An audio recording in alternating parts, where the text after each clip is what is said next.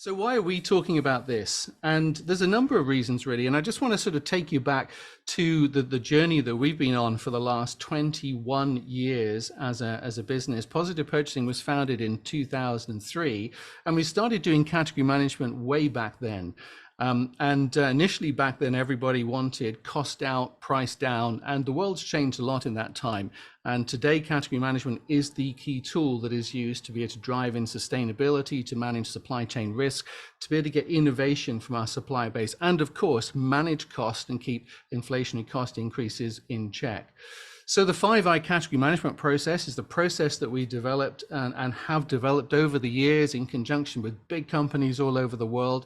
It has become the benchmark for how you do category management, and it's about to go through another iteration as well because things continue to change and evolve. So many organizations around the world have this at their heart, and it powers how they do category management. So we've got quite some experience in how you actually do category management and what makes it successful. Also, as you will know, many of you will be aware that I published the book Category Management and Purchasing way back in 2009 now, which is about to be reissued in its 5th edition, which is updated to have a whole range of things around governance and digital and sustainability. But as that book has developed over the years, it's become what is taught in universities all over the world, and it's become what gives the benchmark for how category management is deployed. So that's the kind of history. So lots of experience of working with companies, thousands and thousands of deployments, quite literally. And in 2019, we pivoted to develop the digital category management solution Capella, which has evolved and developed over the last 5 years, and we're very proud of that. It's the guided category strategy creator that takes all of those 21 years experience and creates a digital means by which you can be guided through the process or indeed work the process. So we'll come back to that. But I want to talk about what digital category management is and why we need to understand some of the critical success factors that are required if we are to implement it and implement it well. So if you believe the hype, then digital category management is the thing that's going to promise the future and everything's going to be great and we're going to have unicorns and butterflies and waterfalls and all those lovely things. And those things will happen, maybe not the unicorns. But digital category management has a huge promise of what it can do, but it doesn't necessarily mean that those things are with us today. There is a long way to go, and there's a lot of change, and there's a lot of adaptations organizations need to make if they're able to implement it well. Because despite the promise of you have this thing, you put some inputs in and it gives you a category strategy, for many, in fact, it feels a bit like a mysterious process, that there's some things you put into it, something happens within this kind of black box thing and outputs some sort of category strategy. And increasingly, we're working with organizations that are beginning to drive digital implementations of category management. And the sorts of feedback that we are constantly hearing is, how can I have confidence that the strategy is good? I can't see how the thing created this strategy. The second point that organizations are telling us is, my people have stopped thinking. We've moved to this thing, and all of that training we did 10 years ago, 5 years ago around how you do category management, that stuff doesn't seem to be being applied. People are pressing the button and going with what the system says. And the third thing that we're beginning to see is that the likelihood of getting breakthrough category strategies has reduced quite considerably. Which leaves us with one simple question. If we're going to implement digital category management, how can we know what is going on under the hood? Now, I should say at this point, if you kind of look at this world, it's easy to be seduced to thinking that the whole of the procurement community is rushing out and signing up for digital category management. But it's not. Probably about 2% of organizations are kind of ahead of the curve on this. For the rest of organizations, category management today is still very much done in the traditional way, where you have people that will work through a template-based approach, typically with some sort of online systems along the way. So the world hasn't chased off to embrace new digital solutions, but it's happening, and organizations are thinking about those the future trajectory, but also they're also beginning to get ready and move towards that. So we're not being left behind, but things are changing, and things are changing pretty quickly in this respect. So let's look at the evolution of digital category management. So there's a kind of S-curve here. And if we look at the degree of technical advancement, degree of digital advancement over time, and I'm going to start with this historic baseline down here. So traditionally, the way in which category management has been deployed in organizations, it's been this step-by-step approach, step-by-step process applied by humans, typically using a template-based approach in organizations that have managed to do good implementations with some good governance along the way. You work through a series of steps, you apply brain power, you apply thinking, you get to a good category strategy, and you drive through the implementation. And the procurement community is full of some really good practitioners who know how to do that well. Mainstream today, that traditional step-by-step approach applied by human, template-driven approach as well, but beginning to use digital solutions to some steps. So typically organizations that have a digital e-sourcing suite, spend management will be part of a digital solution, market intelligence part of a digital solution, perhaps collaboration tools within the organization and externally as well. So dipping in and connecting with different digital solutions along the way to deliver a template-based approach. That's the current mainstream approach that's out there right now. And the current leaders right now have started to digitize the process. Now, what I mean by this is digitizing the steps, tick boxes. I've got to that step. A lot of the ERP solutions are built in category management modules. And when you kind of peel back the layer, it's really a project management tool where somebody says, I've reached that step. I've reached that step. So it gives you a management dashboard of how teams are progressing through the individual steps. It is still a step-by-step approach, and it is still about uploading analysis to some sort of system and punching out to other systems along the way. But that's the sort of thing that the kind of leaders are currently doing. And then we get to the current the new stuff, the new kids on the block. Our Capella tool is part of this story. And this is where, rather than having a tick box category management type approach, you have an algorithm-based gamification. What does that mean? Well, it means all of the tools that we're used to working in category management, as you work them, the tools are linked one to another, so you have an algorithm that's able to begin to look at the different combination of parameters that is then able to point to a strategy for what you should do.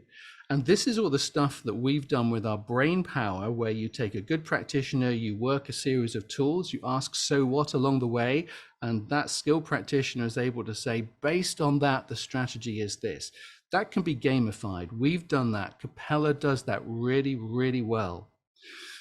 And that can begin to link to other things that are happening within the organization and out with the organization, where you can start connecting that to data.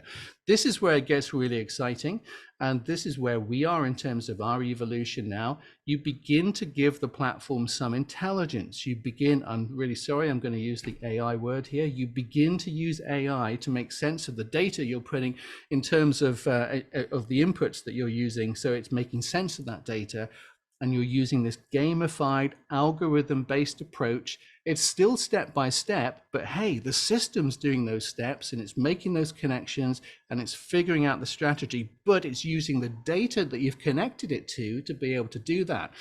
That's where this gets really, really exciting, because once you start doing that and once you start seeing the power of that, you realize where this is heading, that you've got a system capable of developing a category strategy for you, and the success comes down to how good is the data, how good is the algorithm, how good is the way other things can happen. I'll come back to that. So this is where the landscape is today, but let's look at where it's heading, because the next new technology here is standalone intelligent systems that are capable of accessing and have access to vast amounts of data. Now, I don't just mean supply market data, that exists today in terms of how the systems are working, including the Capella tool. But I mean geopolitical data, I mean environmental data, all the stuff that you put on a pestle, that it can access all that kind of stuff that's happening in the world, and what is happening in a marketplace, what is happening deep within the supply chains that supply you. So at any point in time, the system is capable of looking externally and looking at all the factors at a geopolitical, market, supply chain, supply and demand level, bringing that together and saying, right now, the best category strategy for this thing is this. Because when you start to do that, the system has a level of intelligence that we as humans have not been able to do. Because when we practice category management, it takes 6 months typically to deploy a good category strategy. Things can change. War breaks out in one part of the world, all the supply chains you'd come to rely on suddenly aren't quite as reliable as they were. So your category strategy effectively is out of date already. But when you start doing this, you have agile strategies that can respond to demand changes in your business and drive how you're sourcing, which means we take one more small step and you have an intelligent system. You embed that within other systems that are managing the organization. And this is where the phrase intake comes from. People are talking a lot about intake. You need to source something, you put it into a thing, the thing goes away and figures out how to source it for you and takes care of your routine sourcing at least, and probably other sourcing too. And category management, digital category management, will be a critical part of those future intake systems. And the things that I've described to you today are pretty much the setting the scene for how that stuff's going to happen. So this is a journey, and currently we are in this center bit, and there are a number of emerging players in this marketplace, including us, who are driving this particular market forward and creating a new way of doing digital category management. But it brings us back to one fundamental question. How do we know that digital category management is robust? And the simple answer here is this is not about buying a black box, pressing a button and hoping for the best. This is about applying the same principles that we apply for traditional category management. At the start of this call, I said we've got 21 years experience working with organizations all over the world, deploying category management on a big scale. We know how this works. Crucially, we know how it doesn't work, because we work with a lot of companies that we train them, we give them the tools. 6 months later, they'll say, we're really not getting the results. And when you look at it, it's obvious, because the leadership team are not behind it. They've not driven the governance in. People are kind of not following a process. So all of the things that make it fail, we've got to take account of. So there are some critical success factors here that make digital category management work. The first is cross-functional collaboration. Because we've got digital, it doesn't mean we stop engaging with the business. Quite the opposite. The suppliers are not procurement suppliers. They are the organization suppliers. The categories don't belong to procurement. They're part of what the organization does. You cannot do category management unless you collaborate intensely and deeply across the organization, and people are part of that journey. When we do it digitally, you have to have the means for that collaboration to be at the center and powering what happens on that digital platform. What happens in terms of the digital category management must be aligned with the strategic goals of the organization. If it's about lowest cost at whatever, just comply with legislation, then you need a category management approach that does that. If it's about sustainability and we're going to give social and environmental value at whatever cost, then it has to do that. And if it's somewhere in the middle, a balanced approach, which is what the majority of people are doing, then it has to do that. So it's got to be aligned to what the organization wants, which means the requirements you're defining for how you're sourcing have to be built with the business and driven by organizational goals.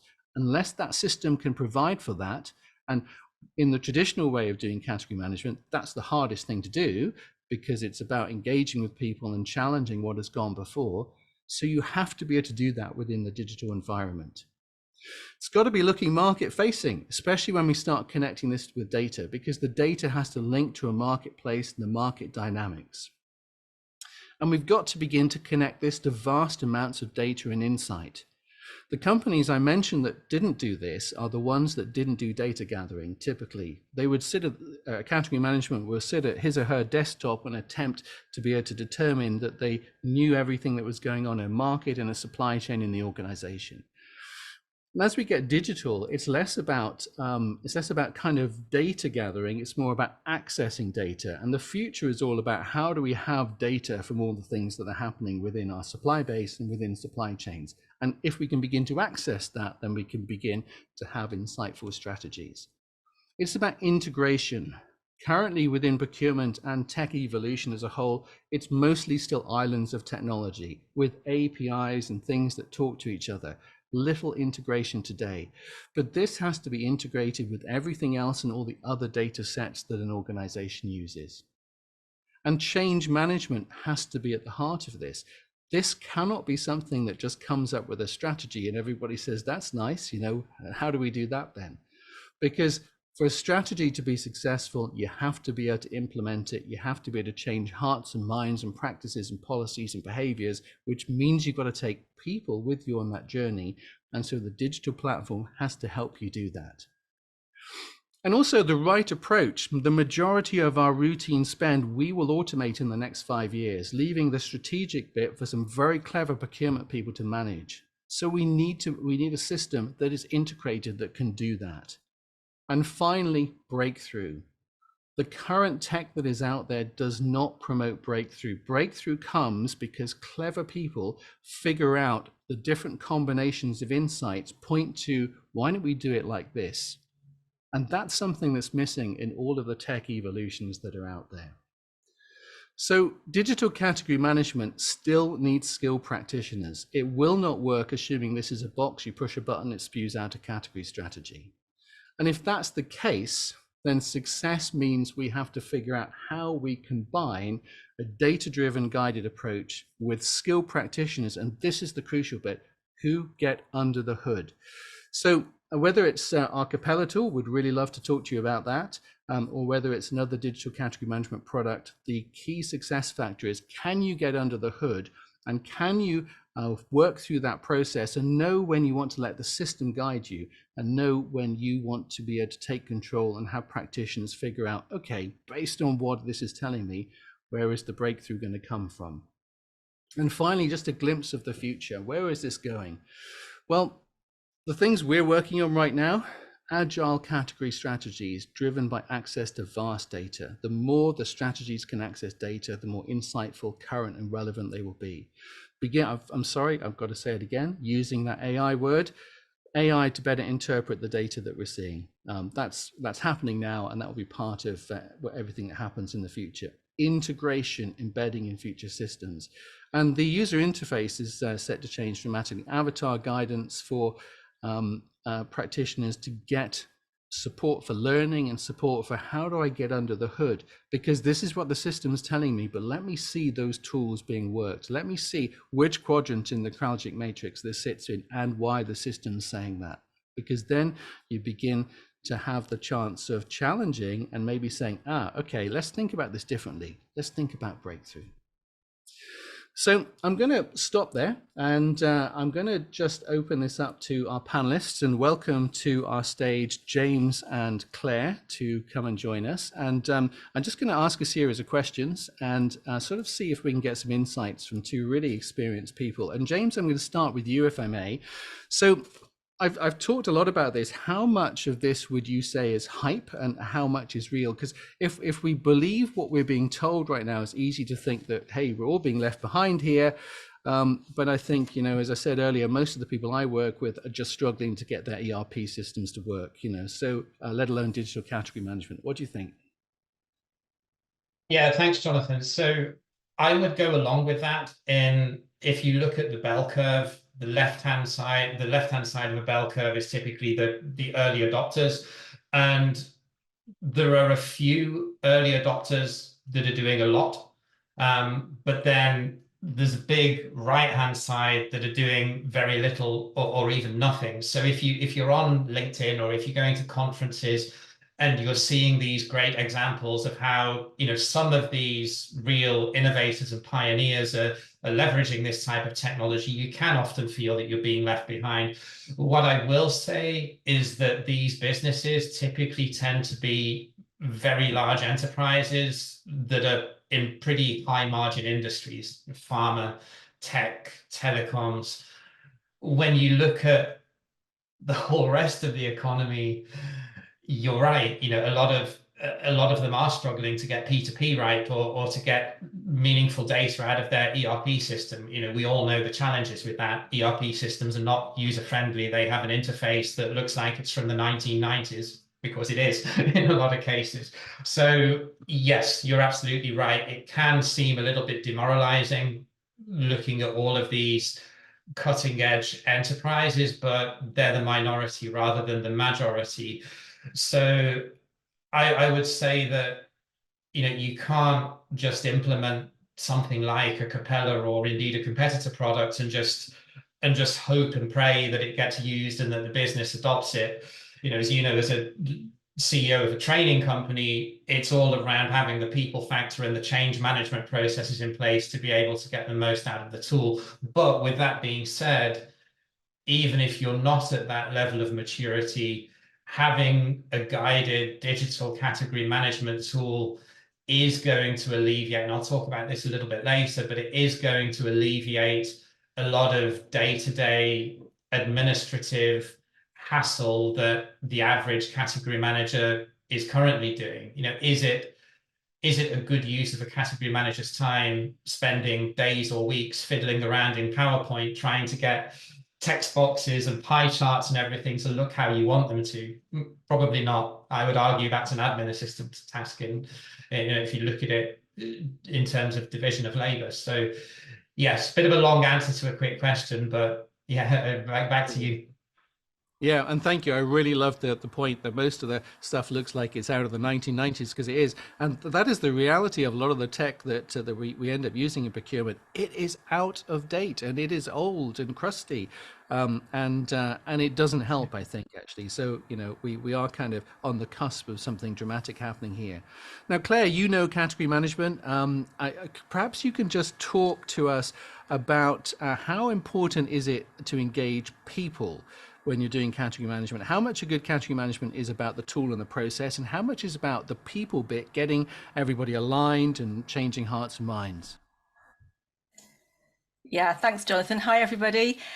So I would say it's both things, and I don't think it's either or. They work together, and they work together to drive good outcomes. And I'm going to reflect on some of the stuff that you've already said, really, Jonathan. So as a business process led by procurement, category management, it needs a cross-functional team approach if you're going to unlock value from a category. And that team are going to work together to arrive at and align on a strategy in terms of what they're going to do going forward. And they then need to make sure that that strategy is known and understood throughout the organisation. It also needs a high quality implementation. You can have the best strategy in the whole wide world, but it's not going to deliver benefits if you don't implement it. So the implementation is really, really important, and change management is central to that. That means that the people within the wider organisation that get impacted by whatever it is you're proposing in your strategy, they need to be brought on the journey with you, and that is done very much with good stakeholder management, good communication, consultation as well. Because if people get presented with a done deal or some sort of big reveal at the end of the process, they're more likely to resist the thing that you're proposing. And then finally, for all of that to come together, as you already said, the business has to have confidence that what's being proposed is the best way forward. And that's where the importance of process comes in for me. We use process because we know that if we follow these steps in the process, we get to a good outcome. So the category team being able to demonstrate how they've got to the point, the strategy that they're proposing, and being able to show that due process has been followed is really central to that, in terms of being able to demonstrate how they've got to that point, how they've followed that due process. And that gives confidence as well from the business that that's the right thing to do. So it's both things, and they work together. Fantastic, thank you. And you know, we've both done this, and I think I would describe, because you made it sound like it's not easy, but when you do that, it is like uphill into machine gun fire with the sun in your Yeah. eyes. It's the hardest thing. You know, the process is the easy bit. The hardest thing is how you get, you know, those people to kind of come on board with you and be part of that journey. Yeah. So James, let's just think about the future. Where do you see the future of digital category management? Where is it heading? Well, no one can accurately predict the future, but based on some insights and knowledge of what technology is out there and what it can do, you can have a pretty good stab at trying to visualize how will the future procurement team look and what different technology will be deployed. So I still think that category management fundamentally as a principle will be the core of what procurement does, but I feel that there will be fewer category management roles within procurement. And I think if you look at procurement in terms of how a chief procurement officer would spend their wage bill of, how they apply, let's say, $1 million of wage bill across the whole different team of the team functions. Whereas now, if you've maybe got 10 category managers working for that CPO, I think in future you'll probably only have maybe half or two-thirds of that amount, because technology is going to enable a lot of what we call the grunt work or the spade work now that's being done by category managers in quite a manual process.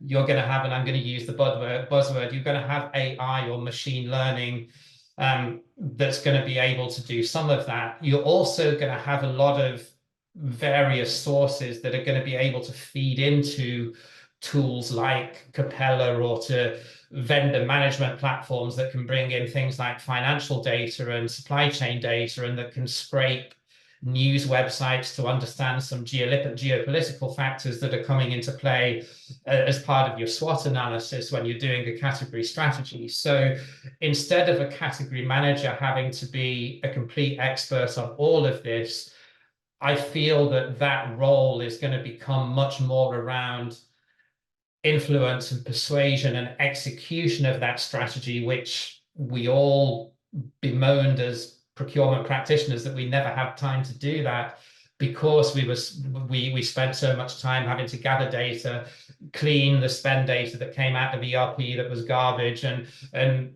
I think we'll get to that point so much faster, so as we can then spend time on the implementation. So I feel category management will be still a very important part of procurement, but I feel that we're going to have data analysts and data scientists and procurement business partners and even internal communications experts that will be part of procurement teams that will help facilitate what category managers need to get done, with software as an integral part of that.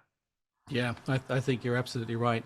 And in about 5 minutes or so, we'll open some of the questions up to everybody. So if you have a question for us, then please put it on the questions now. Please put it in the chat, and we'll come back to that in just a minute. So just think about your questions and put them in the question section for us, and we'll come back to that. But just a couple more. Claire, what would you say was the essence that makes a great category strategy? And if we keep that in mind, what are the challenges then in how we get a digital system to produce this? Okay, so a great strategy, category strategy, it tells a story that sort of takes the audience with it. That's key thing. It's there to thread all together the work that's been completed so far and all the insights that have been gained, along the journey. It should demonstrate how thinking has developed and how the proposed way forward has been arrived at. And it sets all this out very, very clearly and ambiguously. It also has, very important, some key next steps in terms of making it into reality. So that's what I think a great category strategy is. It tells a story and it takes the audience with it. I think, reflecting on some of the stuff that you said earlier, the most fundamental challenge that I see with a digital system producing this is that to be able to explain it, the category manager's got to understand the strategy themselves and how that's been arrived at. So, you know, when we think about the sort of the elements of category management, all those elements work together and they build on each other. So you get insights sort of built on insights. And I think for very complex categories, as a category manager, having those skills to be able to understand that thinking and be able to explain it to somebody else is really key. And the challenge is, if that's not my thinking, then, you know, how can I do that if that thinking has been done by a system? And it's that link again back to hearts and minds as well, because if you can't explain the category strategy, then how does anybody else have confidence that that's the right way forward? So for the foreseeable future, I would say there always has to be some human oversight, and there's evidence of decision making as well that has to take place when you put together your strategy document. Brilliant. Thank you very much. James, let's just talk about, because you talked about the different skills that we need in procurement just a moment ago. Do you think tech and digital category management in particular will make procurement redundant? No, I don't, but I think it will make deep category expertise somewhat less critical. You know, when you look at a lot of roles now, and I think when people talk about this dearth of talent or gap in talent or war for talent in procurement, yes, I think there are certain demographic factors that are driving that. You know, you've got more people retiring in most Western countries than you have coming into the workforce, and that is going to play a part. We can't deny that, but I do challenge the fact that it's so hard to recruit into procurement positions. And I think part of that is because hiring managers are just too rigid in terms of what they're asking for. And I think, back to your question, I think tech is going to make it a lot less relevant, because if you have someone that's got 20, 25 years of category experience on a specific category, that's maybe in their late 50s, early 60s and looking at early retirement, then who do you then bring into that role? It's unlikely that you're going to have anyone in your organization that you can helicopter in with that level of experience. So this is where tech is going to come in and enhance that person's ability to become proficient in their category in a very short period of time, because that person that's perhaps got such extensive category experience possibly isn't going to have a lot of the skills that are more revered in procurement now, things like internal communication, soft skills, the ability to influence and persuade, the ability to tell stories and explain simple concepts without using procurement or corporate jargon. And I think it will just enable that person coming into that role that's perhaps in their late 20s, early 30s with perhaps 5-6 years professional experience to get up to that level of category expertise much faster. Thank you. I want to just take some of the questions. Got a few questions coming in now, and I'm going to start with Tom. Thank you for your question, Tom.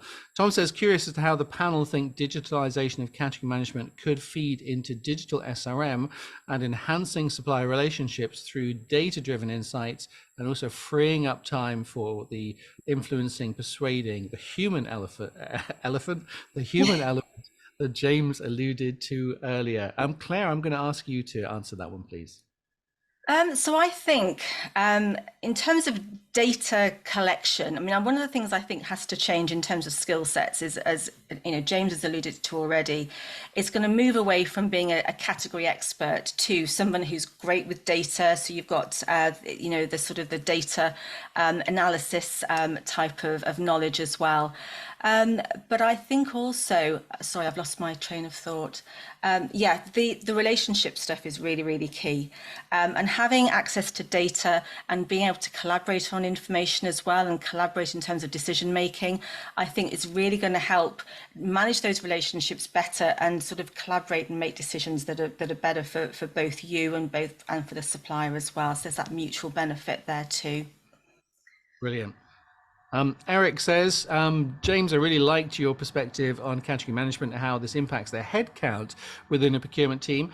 What are the new skills and competencies that procurement needs to have integrated within its team? Yeah, it's a great question. Funnily enough, I was just giving my assistant a task actually to put together a graphic for an upcoming blog post that I've got on this topic around, how will the future procurement team look if I speculate? So let's start with the basics. So let's tackle this from a realist's perspective. Excuse me. It's highly unlikely that we're going to get additional budget, whether that be for additional salaries or whether it be for tech investment. So if I take a round figure of $1 million that you're spending on salaries currently, then you've got to somehow get a procurement team that fires on all cylinders, plus your tech investment for that same amount of money, unless you've got a really progressive CFO that gets it and you've got board level sponsorship to go out and do what you've got to do. So you're probably only going to have half the amount of category managers going forward. So what roles are you going to have that will complement those? Well, I think a data analyst and a data scientist to be able to crunch all of that data, a procurement business partner, so as the category manager is not having to manage their category as well as trying to market themselves to the wider business. I think that will be that will be a two-way street, together with a communication and business partner expert. Perhaps quite controversially, I think I would have an admin assistant in my team. There's a reason why sales didn't fire all of theirs. It's because they add value. If you've got a category manager that's on 100K a year that's spending a third of their time on administrative or non-value added tasks, then if that was a manufacturing process, you would have lean consultants crawling all over it because it would be seen as waste. And then finally, I think you're going to need some tech in there as well, and you're going to have to fund that within the budget, and possibly even something like an internal marketing or graphic design type person to be able to help tell the story. Maybe that resource would be shared with marketing or with another function, but I always say procurement are terrible communicators, and we need to talk more like marketers rather than lawyers or internal audit. Yeah, you still need people in the process. You still need people to do stuff. And I always like the analogy of these days airplanes fly themselves. The computer pretty much does everything. It's nice to have a pilot there, just in case, but also to make sure all the systems are working. And I think that's very much how our roles in procurement are developing. We're the pilots of the system, but we need to know how the system works, and we need to be able to kind of get under the hood as well and have people that make sure everything's going to work. I'm going to have a go at the next two questions that have come in. One's from Seema, who says, regarding digital category management, how is it technically being achieved via data learning? I love how you avoided using AI there. And if the data is not being maintained or the data is of low quality, how can this be tackled? And Peter Cottis says, how might AI do a better job than current spend analysis tools in a complex business with diverse finance systems when the spend history and forecast are differently described and held in different silos? And this comes back to a fundamental question around data. And if you look at historically how procurement systems have tried to work, they've tried to work by having the data and giving you a system that accesses its own managed pool of curated data. That stuff's kind of out of date, really. And the way a lot of things are currently working is it's about the data being a separate acquisition. And indeed, a lot of the tech companies in this space are starting to recognize it's not about providing the thing, it's about the data. The data has more value. The problem is much of the data is not in the right places. It's very hard to compare one bit of data with another bit of data. And historically, a lot of that kind of normalization has happened with people intervention and, frankly, just big spreadsheets, which is how a lot of companies have outsourced this stuff to other parts of the world that have just had people crunching stuff, getting the data aligned, putting it back into the system. AI can really help do that. And you've got to remember that it's easy to regard AI as a sort of Google search tool. It's not that. It's something we don't quite understand how it works. And we've We're about to do a forthcoming procurement show episode on this, and one of the things we're going to be talking about there is nobody quite knows how that AI brain does what it does, but it does it, which is why it's capable of being able to analyze all sorts of complex stuff and look for patterns that human beings can't find. So that definitely has a role to do it. But the future is about how do you get the data, how do you get the right data, and then when you've got it, then actually processing it and getting the insights is quite straightforward. And if you look at the supply chain, for example, that data is not there because we don't measure stuff in the supply chain, but it's starting to be. Companies are starting to use satellite imagery to be able to look at what's happening at a remote site, starting to use information about power consumption, water consumption at remote sites, and piece together these bits of data to give you a big picture. So it's all about the future data sets and where can you find the data that will tell the right story, not the data that exists already. Probably got time for maybe one more question, which I'm going to go to Eric, who said, Claire, with respect to the 5I category management sourcing process, which of the 5 I's are impacted by new tech? And can you give a flavor what will change in the pipeline and what can be expected? Okay, so thanks, Eric. I reckon that the biggest impact is in the insight, so the data gathering phase of category management. I think there's an evolution in terms of, so Jonathan's spoken about it already, in terms of what data can do to us, so, or do for us, sorry, not to us. So, you know, getting the basics right, getting you one point of access, so having tools that can data mine, get that information that's internal, structured, unstructured data, and make sense of it. So have some sort of cleaning analysis, some data that's ready to go. Getting stuff, so making your internal, your external data more proactive. So Internet of Things can give you the means to sort of monitor data sets that you're interested in and how those are changing. Then, you know, working to more proactive, tailored information to help you then make decisions based on, you know, what's happening, why are things changing, how could that play out, and then helping you make decisions on that as well. I think that there's huge bits in terms of data gathering and helping to shortcut it, but also start to combine the internal information that we have with external information as well, and drawing insights from that. And obviously that the skills need to change from that as well.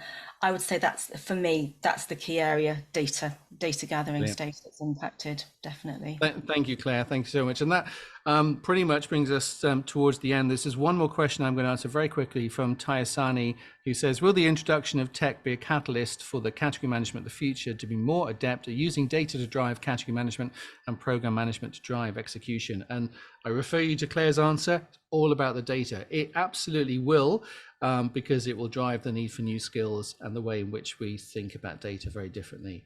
Yeah. So it's been a pleasure to have some time to share some of this stuff with you, and we're going to make a recording available to you. You'll get a link to that, and as you sign off, you'll get to complete the survey. Please complete the survey. We'd really like to understand a little bit more about what you thought about it and what your situation is. And if you want to stay in contact, please do, and check out my podcast, The Procurement Show. Just search for The Procurement Show on Spotify or Apple or wherever you get your podcast, or ask your smart speaker to play The Procurement Show. We'll be doing some more webinars, and I'll reach out to you all personally and invite you to these in the future. But thank you so much for attending, everybody, and see you on the next one. Bye-bye.